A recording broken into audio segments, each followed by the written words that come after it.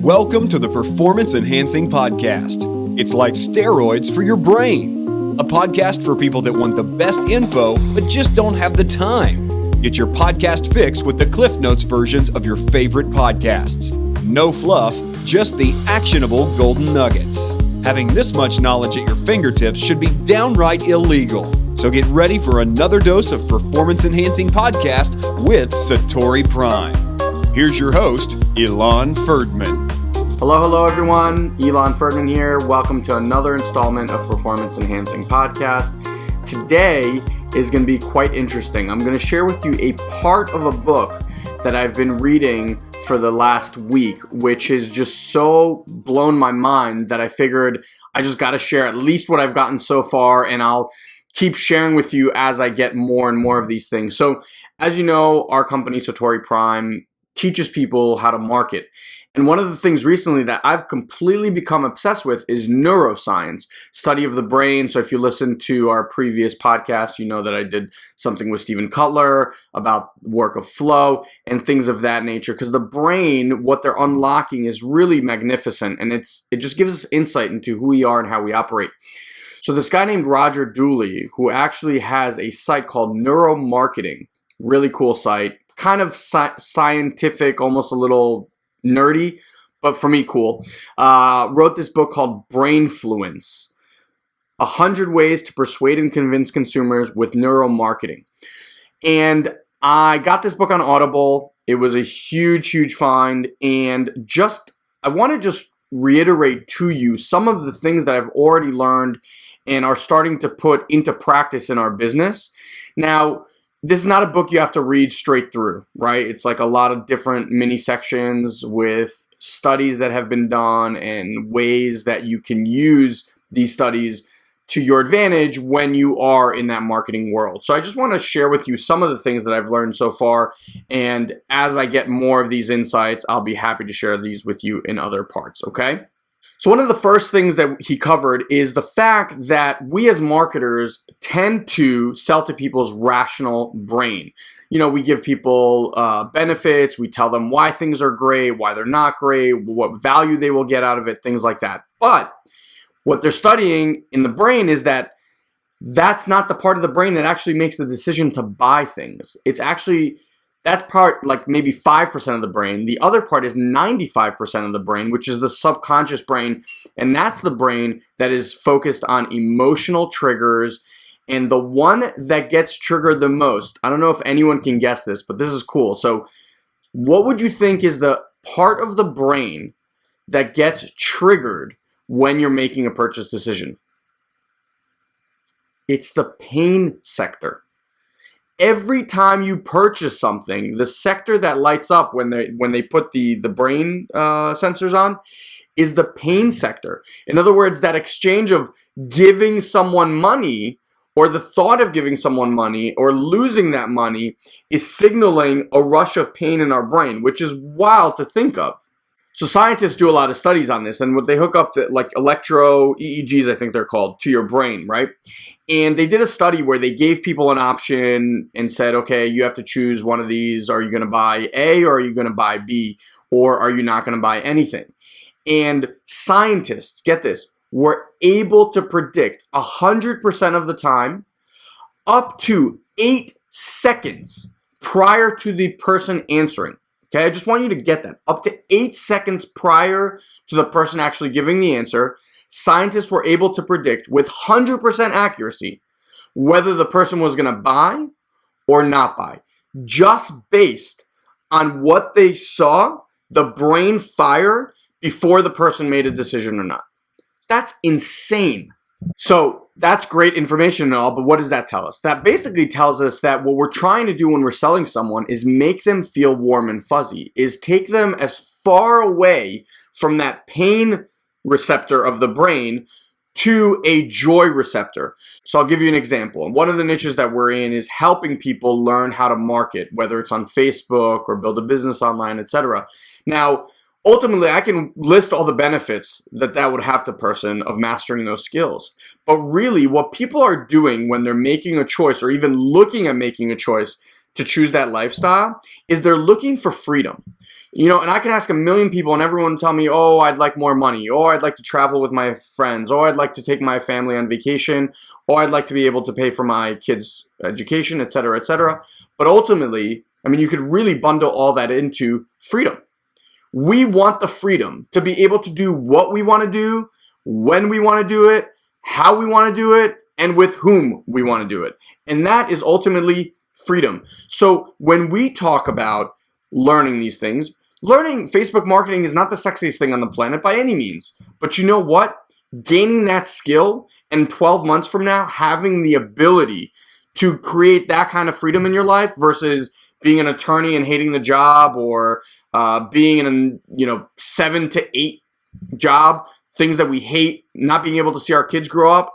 If I said to you that learning something like this could actually have you take a vacation with your family whenever it is that you wanted, and if it means that you wanted to take off a Tuesday to take your kid to a museum, then you can do that. If you wanted to surprise your wife by kidnapping her for the day and going wine tasting, you can do that, all while having your business work behind you, making you money 24/7. That's a completely different thing than me saying Facebook marketing is fantastic. You should really do Facebook marketing because X, Y, and Z, right? Do you get that? So that's how we kind of create that warm and fuzzy feeling, because you can actually allow someone to live in that warm and fuzzy world, and that detracts them from that pain sector. The other thing that you can do is called price bundling or price payment options. So the fear, or the pain, I should say, comes from the fact that people are going to be losing money. Now, if you notice on infomercials, everything is broken up into payment plans. There's a scientific reasons for that, guys. Everything is broken up into payment plans because once you hear a number like $199 or 4 simple payments of $49.99 or whatever it would work out to, right? That's already easier to swallow, because in your brain at first you're like, oh my God, 200. And then it's like, oh no, $50, that's not that bad. Now, I'll give you another example. When you go to shop for a car, no one sits there and goes, you know what, I can afford a $50,000 car, or a $100,000 car, or whatever it might be. What you break that down into is what payment you can afford. So whether it's $300 a month, $500 a month, $1,000 a month, that's what you calculate what you can afford. You don't think like, oh, I can afford a $100,000 car, because that freaks out the brain. But when you go into the store, really what you're haggling over is what your monthly payments are going to be. Unless you can literally walk in there with a suitcase of cash, but I guess not many people have that option. So that's why all of that stuff is done. Pretty cool, right? One other cool, very unique strategy that I'd never heard of till I read this book was, if you've ever been to expensive restaurants recently, you may have noticed, and if you haven't, you're going to start noticing now, is that they've removed the price symbol. So like the dollar sign, or if you're in euro, the euro, Brit, like the pound. They've actually, in the US at least, they've removed that sign. And what they've scientifically found is that if the currency marker is not actually in front of the amount, then people end up spending more on dinner. So what is the takeaway from that is, when you're creating, whether it's a video sales letter or a long sales letter, long form sales letter, whatever it might be, remove the sign, the currency sign, and see if you can get better conversions, because just seeing the number, the brain knows that that's a number of a price, but the additional currency sign actually reduces the amount that people are willing to spend. Pretty nifty little trick. Another amazing study showed that people in line for a deli, when you get those tickets at the deli, and they have the counters, or whatever it is at a restaurant, they have those counters and say now serving 96, now serving 97, etc. What they found is that people that see higher numbers, in other words, numbers in the 90s, are more apt to spend more money at that store, versus people who had like single digit numbers tend to spend less. And so they started experimenting with this. And what they found is that even in a presentation, when you start showing people higher numbers, it's what we call priming. You're basically priming their brain, their subconscious. We're talking the stuff that they're not even aware of. You're priming that so that when they see a higher number, which is your ultimate, sales price or buy price, because you've showed them all these high numbers, their brain is already used to seeing those kind of numbers. And so anything below that, they're like, oh my God, that's a deal. So this is all now being scientifically proven, again, with people hooked up to EEGs, which is just absolutely insane.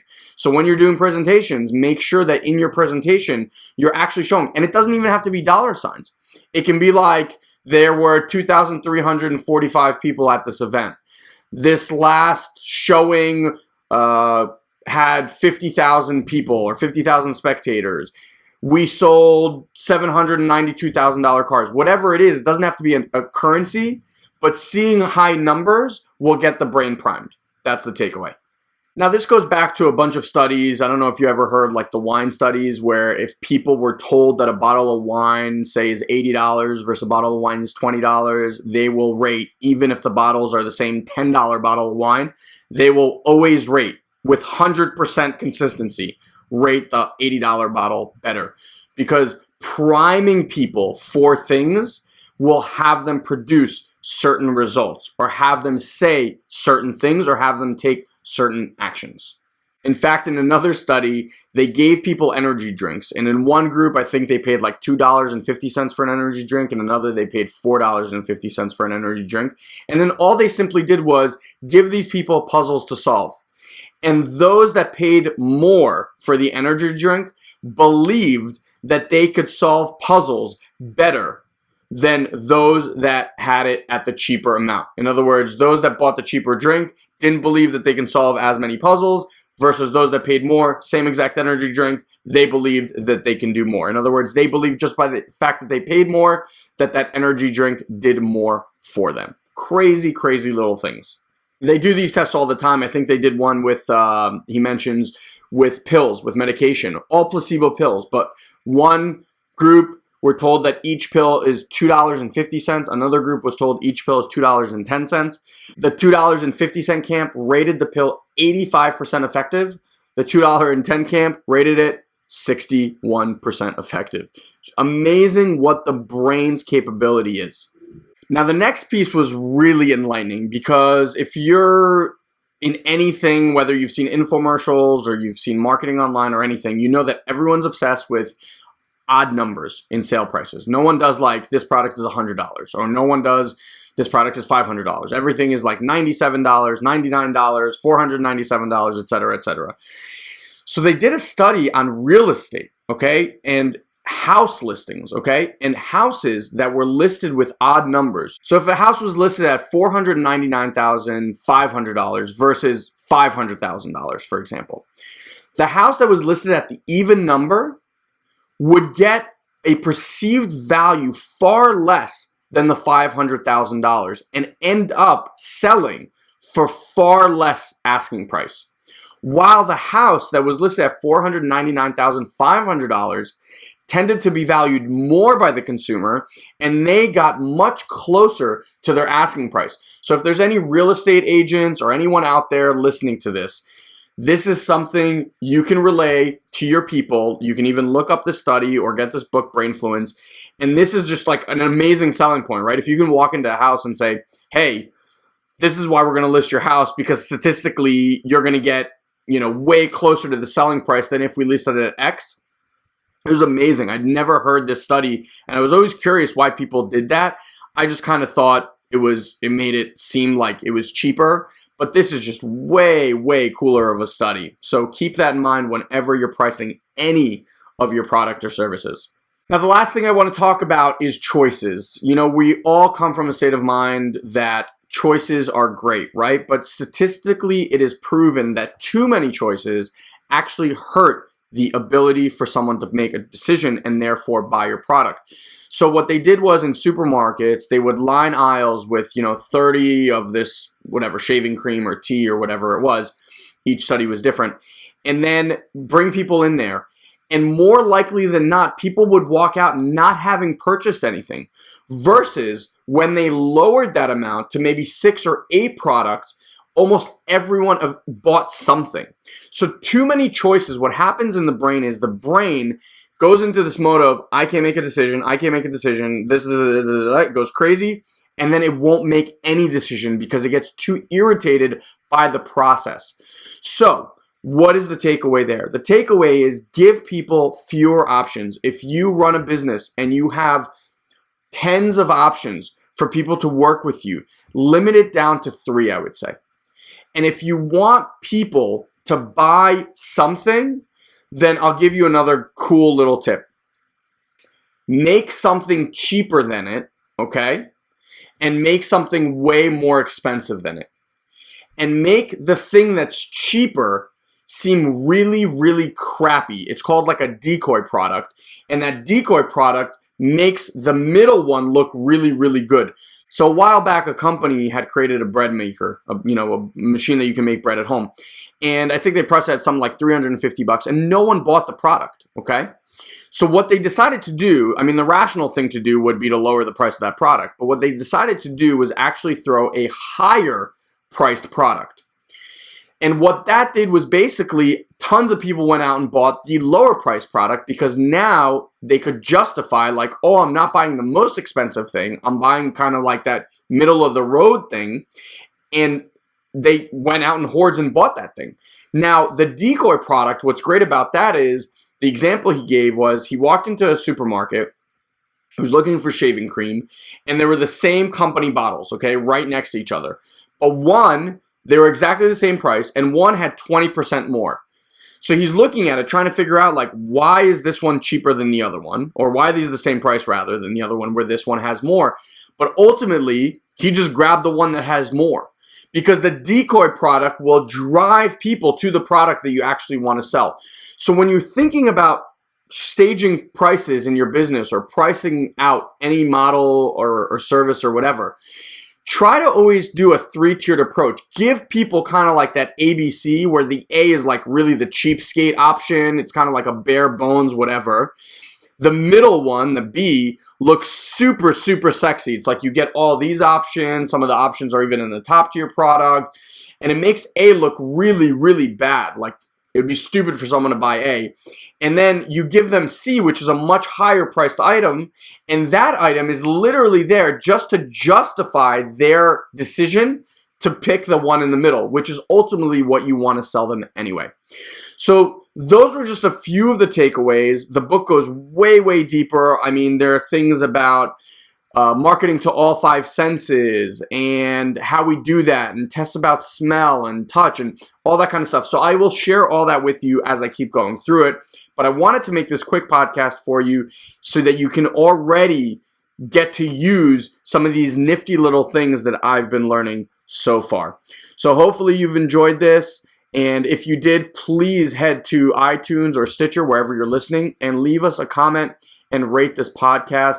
Let us know how we're doing. And by the way, it's the best way for us to be able to get this out to the masses. It's a way for iTunes to know that this is, in fact, a great podcast for others to listen to. So it's really the best way that you can help us out here at SatoriPrime by helping us get the word out. So with that, have an amazing, amazing day, and I'll see you on the next Pep Talk. Thank you for joining us on this week's Performance Enhancing Podcast. We've taken this pep talk and created a custom action guide so you know exactly what action steps to take now to grow your business. Just head over to SatoriPrime.com/podcast and download it for free. Also, please leave a comment and rate this podcast on iTunes. It'll help us get the word out. Thanks for listening. Now, go and implement. We'll see you next time.